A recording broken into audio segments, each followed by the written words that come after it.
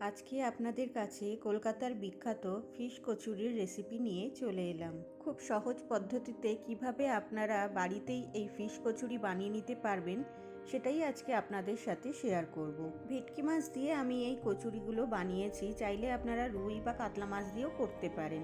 প্রথমে মাছগুলোকে আমি নুন আর হলুদ দিয়ে সেদ্ধ করে ভালোভাবে কাটা ছাড়িয়ে নিয়েছি।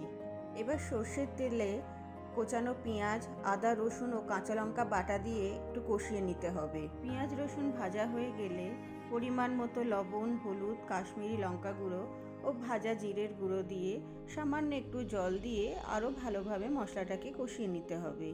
এবার কাটা ছাড়ানো সিদ্ধ ভেটকি মাছগুলো দিয়ে মশলার সাথে আরও একটু ভালোভাবে মিশিয়ে নিতে হবে।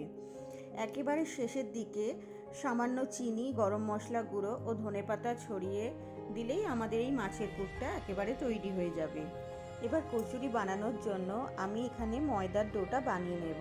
এর জন্য 2 কাপ ময়দা, 1/4 কাপ সুজি, সামান্য লবণ, চিনি ও হোয়াইট অয়েল দিয়ে ভালোভাবে ময়দা মেখে প্রায় 15 থেকে 20 মিনিট রেখে দেব। এখানে আমি ময়দার সাথে সামান্য সুজি ব্যবহার করলাম এই কারণে যে এতে কচুরিগুলো প্রায় 10 মিনিট মতো সেভাবেই ফুলকো ফুলকো থাকবে আর এতটুকুও চুপসে যাবে না। আপনারা শেষের দিকে সেটা দেখতে পারবেন।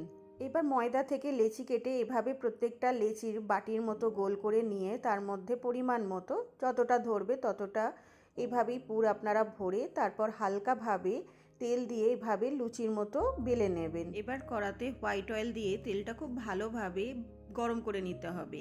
এখানে আঁচটা ঠিক মিডিয়াম টু হাই ফ্লেম অবধি রাখতে হবে।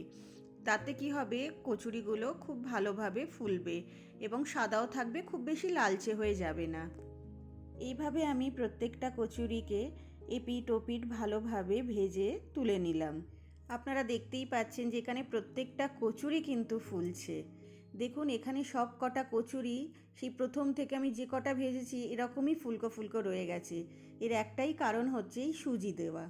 আমি এই কচুরির সাথে কষা আলুর দম সার্ভ করেছি। আপনারাও বাড়িতে ট্রাই করবেন এবং অবশ্যই জানাবেন যে আপনাদের রেসিপিটা কেমন লাগলো।